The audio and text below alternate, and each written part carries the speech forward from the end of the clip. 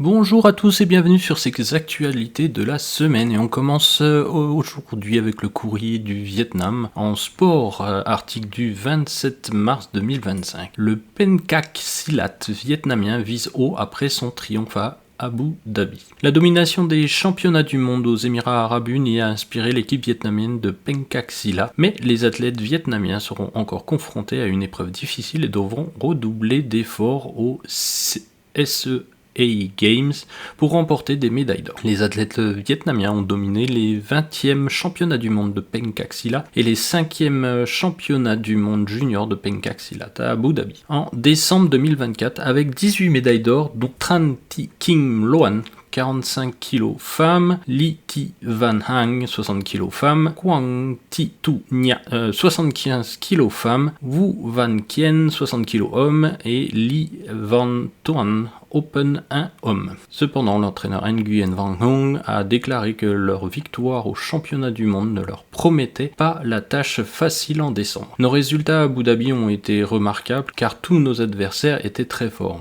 Mais maintenant, l'équipe doit se retourner vers d'autres tournois et se fixer des objectifs pour chacun d'eux, a déclaré Nguyen Van Hong. Parmi ces tournois, les 33e SEA Games étaient les plus importants. Selon les organisateurs, il n'y a que 10 catégories, 8 pour les hommes et 2 pour les femmes, soit bien moins que lors des derniers SEA Games au Cambodge où il y en avait 16. Nguyen Van Hong a expliqué que ces athlètes vietnamiens se sont immédiatement entraînés en début d'année et qu'en plus d'améliorer leur technique et leur tactique, ils devaient développer leur force physique. Un élément important du combat. Les pratiquants d'arts martiaux s'efforcent également de limiter les blessures et de se familiariser avec les règles afin d'éviter toute erreur lors des combats. L'une des solutions clés pour les aider à progresser est d'organiser des stages et des compétitions afin de perfectionner leurs compétences et d'acquérir de l'expérience, a-t-il poursuivi. Nous organiserons des matchs internes pour les athlètes et inviterons d'autres clubs à des tournois amicaux. De plus, nous solliciterons les ressources sociales pour les envoyer dans des pays phares du Pencak Silat, comme l'Indonésie et la Malaisie,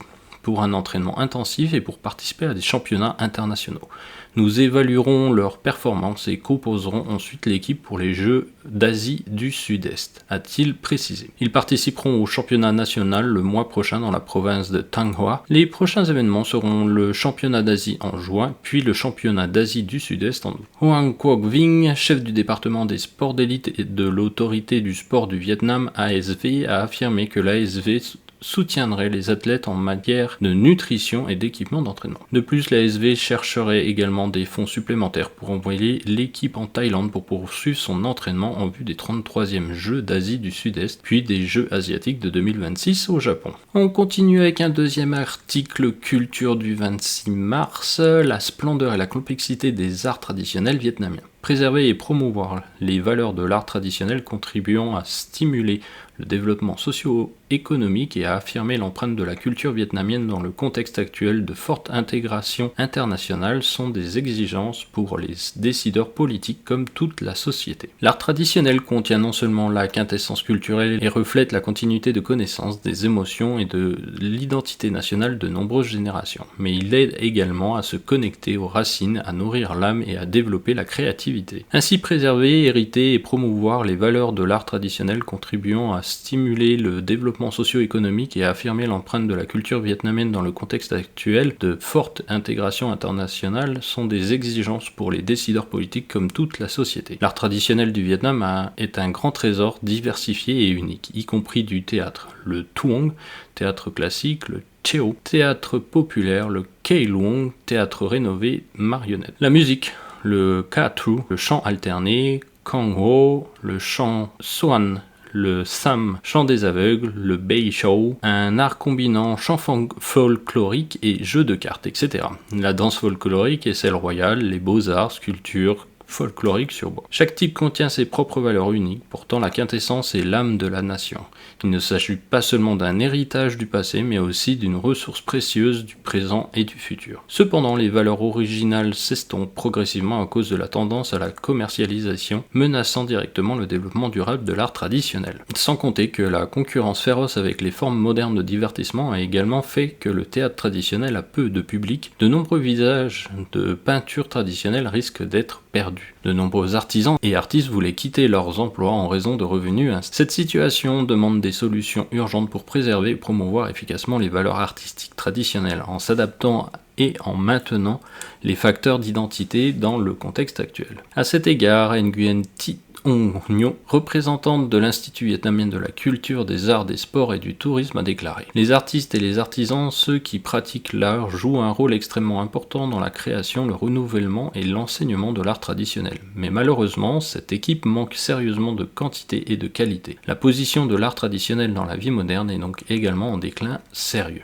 Politique et mécanismes prioritaires. Pour améliorer cette situation, selon elle, la solution la plus importante est d'accorder une attention particulière à la formation et au développement des ressources humaines pour les arts traditionnels. Il est nécessaire de perfectionner les politiques et mécanismes prioritaires dans la formation, de mettre en place un régime de soutien adapté aux artisans et aux artistes afin de maximiser leurs talents et leurs expériences dans la création et la transformation de la quintessence artistique. En outre, il est également nécessaire de diversifier les formes de formation des ressources humaines pour les industries artistiques traditionnelles, parallèlement à la formation formelle, en créant des clubs locaux, des clubs familiaux, etc., pour ouvrir davantage d'espace pour que les artisans et les artistes puissent pratiquer et transmettre leurs compétences à la jeune génération. Affirmant que la promotion des échanges et de la coopération internationale est la solution pour ouvrir une opportunité en or pour préserver et promouvoir les arts traditionnels, le professeur associé, le Dr Bui Oei Son, membre de la Commission de la Culture et des Affaires sociales de l'Assemblée nationale, a souligné. Dans le contexte de la mondialisation, la coopération internationale favorisera la protection des arts traditionnels, diminue le risque de disparition ou d'assimilation,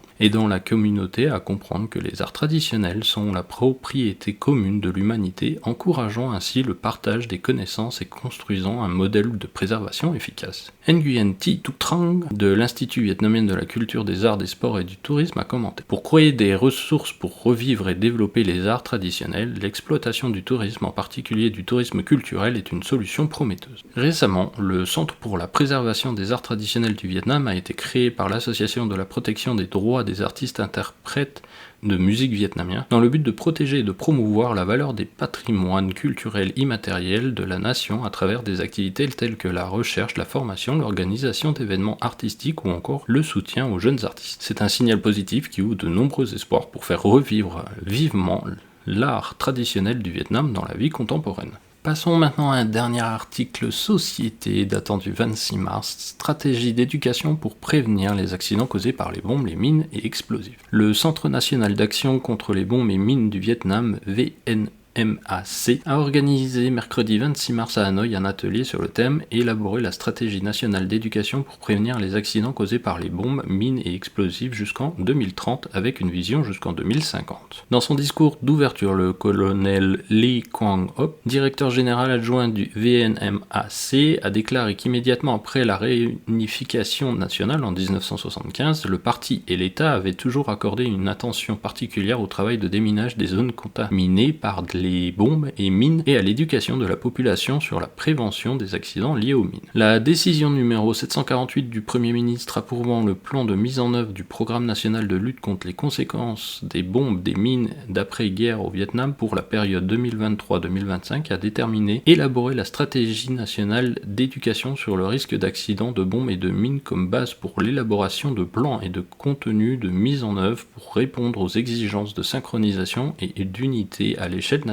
À partir des pratiques et des leçons apprises avec succès du programme visant à surmonter les conséquences des bombes, mines et explosifs dans le monde et au Vietnam, on peut constater que l'éducation prévenir les accidents liés aux bombes, mines et explosifs est de plus en plus affirmée comme une mesure importante pour contribuer à réduire les accidents, en particulier dans les zones fortement contaminées par les bombes et mines au Vietnam. Par conséquent, l'éducation à la prévention des risques liés aux bombes, mines et explosifs a été et reste une tâche essentielle des activités d'atténuation des risques liés aux bombes, mines et explosifs laissés par la guerre au Vietnam. Lors de l'atelier, les délégués se sont concentrés sur l'évaluation de la situation de l'éducation à la prévention des accidents liés aux bombes, mines et explosifs dans le pays ces derniers temps, en étudiant les points de vue, les objectifs, les tâches et les solutions des ministères, des branches et des localités dans la mise en œuvre de la stratégie.